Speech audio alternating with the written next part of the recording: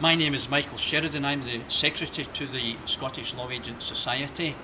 I'm speaking to you today from the centre of Glasgow on the 18th of March 2010, a week before the special general meeting of the Law Society of Scotland, which has been convened to debate and make a finding on our motion, the motion of the Scottish Law Society, seeking to maintain the very long-standing rule that against non-solicitor ownership of legal practices. Now, when we lodged this motion, we anticipated we would start a debate dealing with the central issues, dealing with, for example, who would be the appropriate persons to own law practices, whether there would be any threat to the independence of the legal profession in Scotland. Very importantly, how wise it would be to share our very valuable indemnity policy and guarantee fund with new incoming owners, probably including venture capitalists, possibly the most dangerous persons in the financial planet. We might also have debated the viability of any fitness for ownership test. We would suggest, for example, that such a test would be an illusion, that there's no such thing as an adequate fitness for ownership test. We might have debated whether legal professional privilege could survive a development like this and so on. However, none of these matters seem to have been debated in any great depth. They all seem to be virtually a matter of agreement. And what has happened instead is a most curious debate has emerged following a lengthy email from a senior prosecutor who is also the Vice President-elect of the Law Society. This was an email to all the Procurator Fiscal solicitors around the country, suggesting that our motion in some way was condescending and insulting to Procurator Fiscals. Now, that email seems to have been issued, and this seems remarkable, in complete ignorance of the fact that Procurator Fiscals carry out their work under a completely separate authorisation from solicitors in the High Street. No motion of ours, no rule change by the Law Society can impinge upon a Procurator Fiscal who's a public officer whose work is quite separate from the reserved area in which we operate. They are in fact a specific exception to the reserved area. So that email was completely meaningless.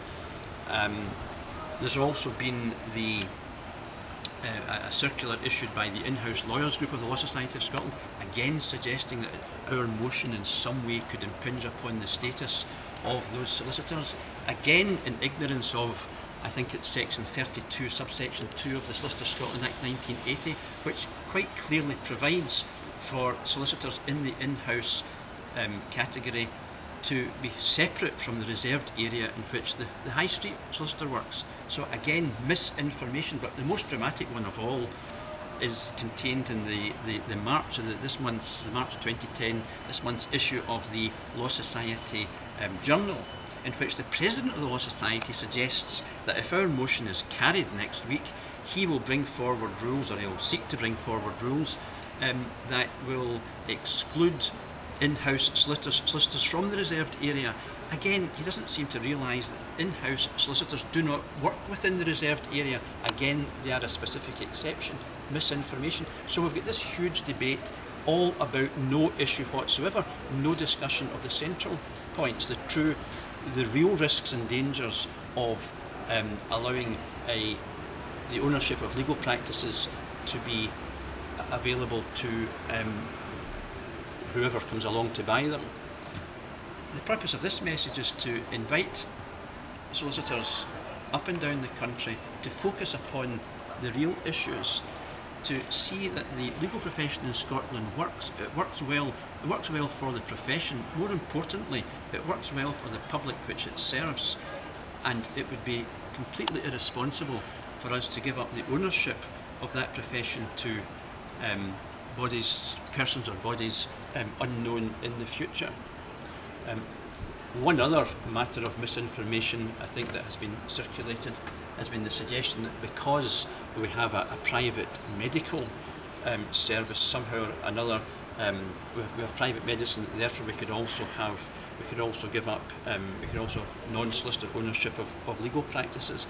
could I just say that that's quite an interesting analogy, but it looks exactly, it points in exactly the opposite direction.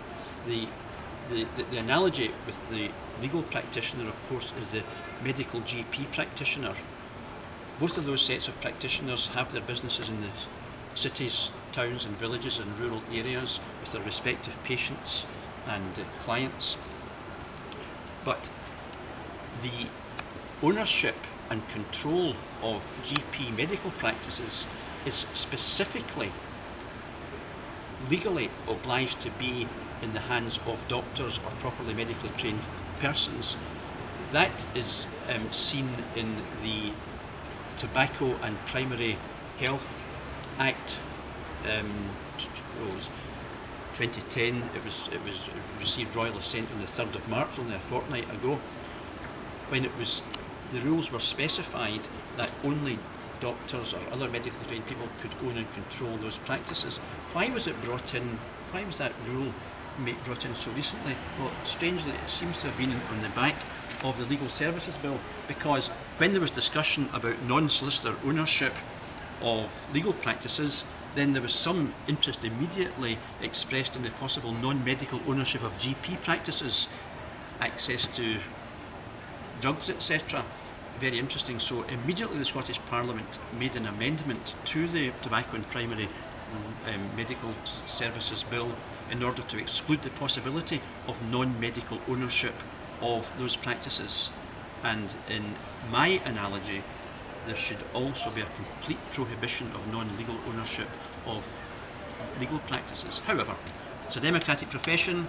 It's up to each solicitor up and down the country to make his or her vote in the special general meeting next week, and I hope as many as possible do so.